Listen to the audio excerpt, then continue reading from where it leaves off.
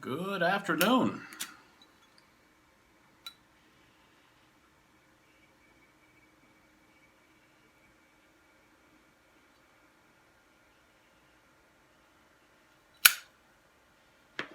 Hmm.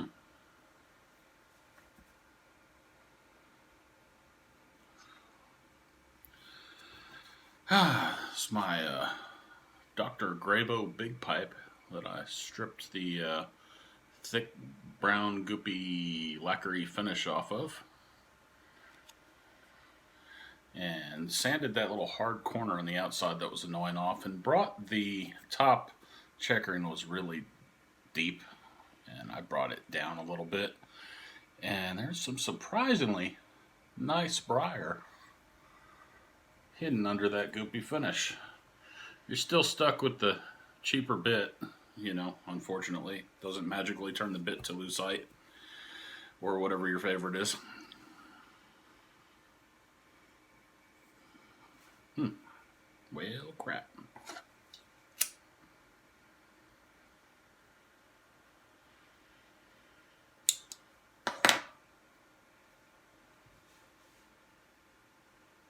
But I had a few odds and ends I'd tossed in this one, so I thought I'd take a quick pipe.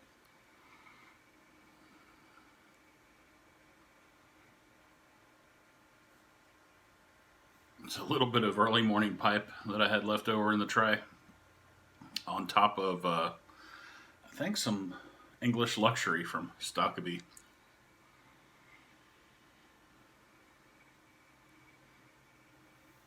That I think I threw in there and never really got to, about a half a bowl's worth, so not a lot in there, but something to puff on.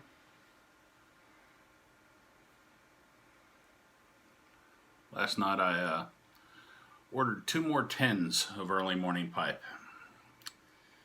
from the Peterson Dunhill line. I hate to be a trend follower. I'm not particularly go with the masses kind of guy, but man, I love early morning pipe. I mean, it's not about the ratio of Orientals or Latakia or any of the things that people would talk about. It's not even about the smoothness of it or anything like that or how well it goes with a cup of coffee.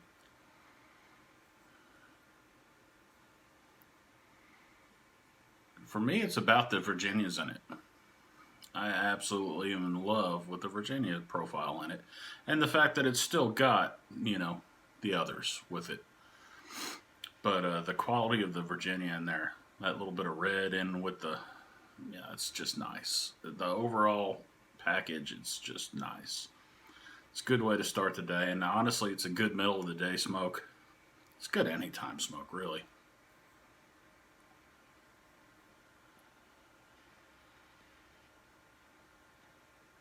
This morning I had to run to the doctor with the wife. It's my pink thing. I suppose I should take that off. Just had to get some blood drawn and get my refills. And, they want to take blood every once in a while. Hit your insurance up. Nothing's really changed. I'm still a middle-aged fat guy. Everything's the same. If that changes, I'll let you know. But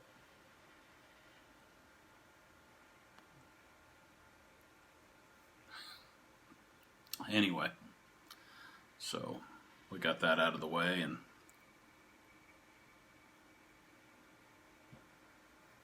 something I've been thinking about lately is, I'm not old, but I'm older. I'm not a young lad anymore. Sometimes I feel older than I am. Had a few bumpy spots in the journey.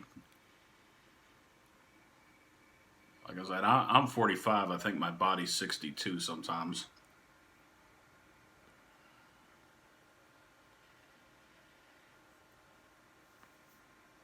But I've been blessed with pretty good health for the most part for most of my life, and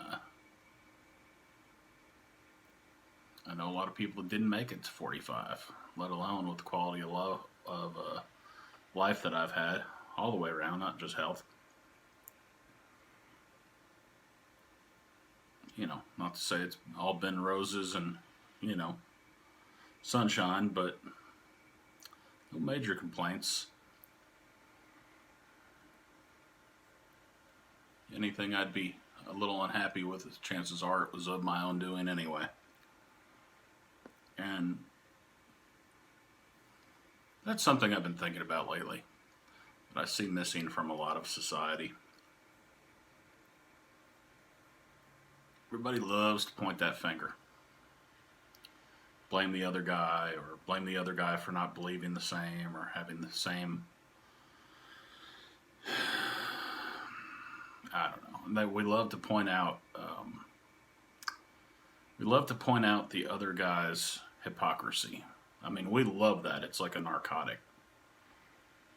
It really is.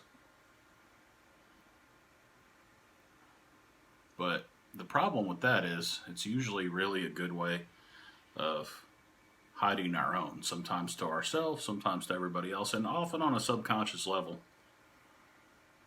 But I feel like a man should have enough intellectual honesty with himself to admit his own hypocrisy. And if you're not there, there's probably no bigger hypocrite than somebody that says they aren't one or aren't ever one.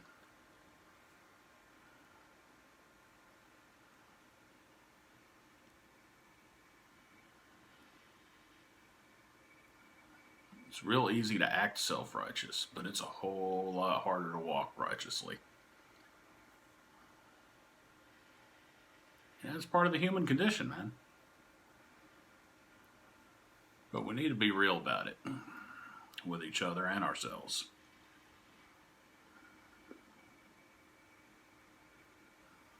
And we need to forgive each other and ourselves a lot more often and without strings than we do.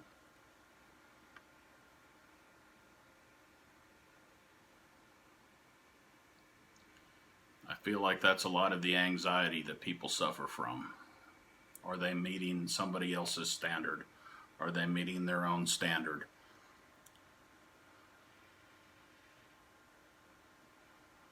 And there's a lot of people you're never going to live up to their standard. Because if you did, they would just raise the bar so that you didn't accomplish that. Some people have a sociopathic need to keep you in that frame of mind in relation to them.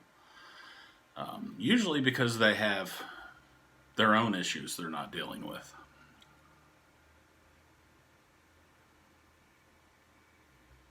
I think people that are self-aware are generally going to be more forgiving, understanding people of others. There's a quote from an author, and I don't know if he ripped it off from somebody else or not. I don't recall his name right now. He's a Christian author. And I can't remember the main premise of the book it was from. But I thought this was one of the most crystallized, truthful quotes that I'd come across at that point from somebody that, it was written after the 1800s. And that was that we judge other people by their actions, but we judge ourselves by our intentions. Think about that for a minute. Well, yeah, that's what I did, but, my intent was, well, that might have been what I said, but what I meant was, we do.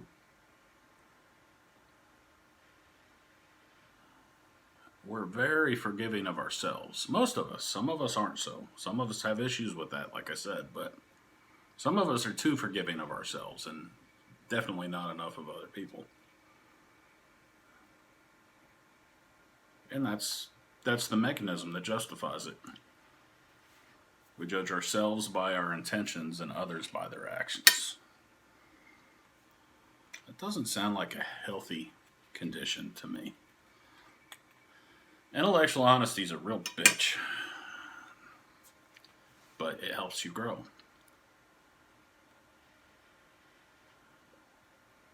And hopefully, it helps you become a more loving, caring, understanding person which I think is the general direction we all want to go in life. Another thing I was thinking about is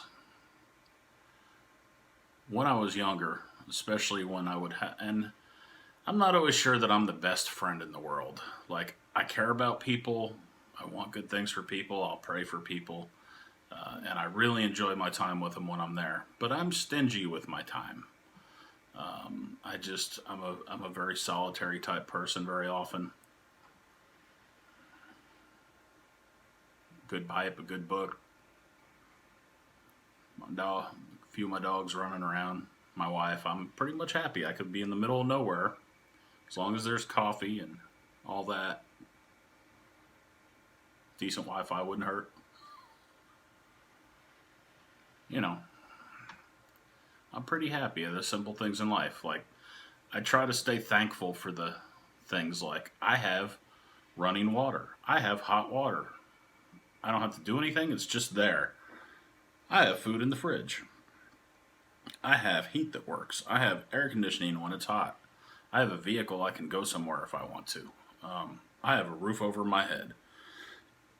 You know, nobody's really trying to kill me that I know of, and if they are, I guess I can try to kill them right back. Hopefully, none of that's necessary, but I can defend myself if I need to, or others around me.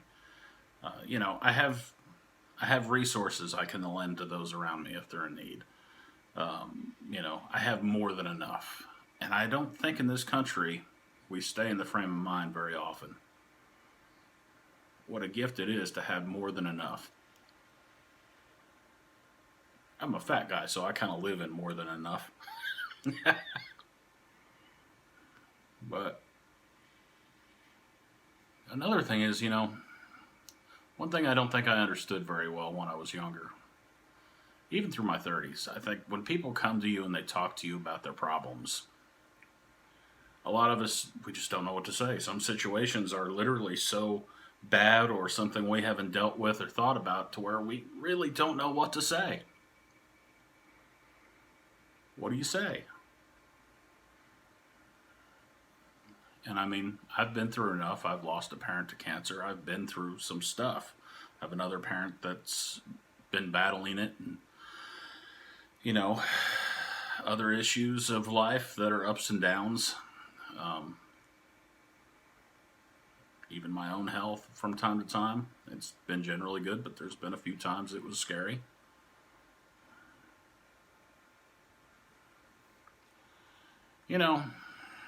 I think everybody's been injured and realized, wow, that's, like when you're in your 20s or early 30s and you get that first good injury and you realize, wow, this is what it's like to not be able to do something. That it takes a minute to absorb that.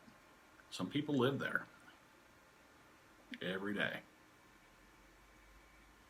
And, but when people come to you with their problems, a lot of times, I think especially the guy thing is we want to go for, well, let me listen to your problem, then I'll give you the answer, because you're saying you don't have the answer, and I'm a smart guy, so I'll come up with an answer and I'll tell you the answer. That's not what they want most of the time, especially women, but even friends mostly.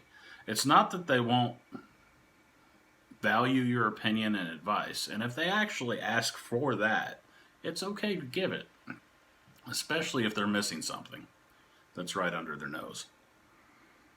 But most of what they want is for you to just listen. Sometimes they just want you to listen and hold their hand. They just want to know somebody gives a crap.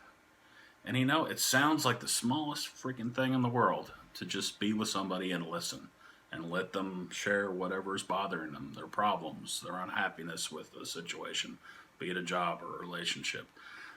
And it's good to have some perspective and advice, especially if you're a little older than they are. But ultimately, they're going to have to figure it out for themselves. Hopefully, they're smart enough to take some good advice if it's given.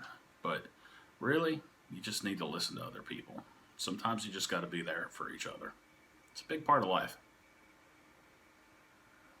And don't lose sight of the middle things. The middle things? The little things. Peace out.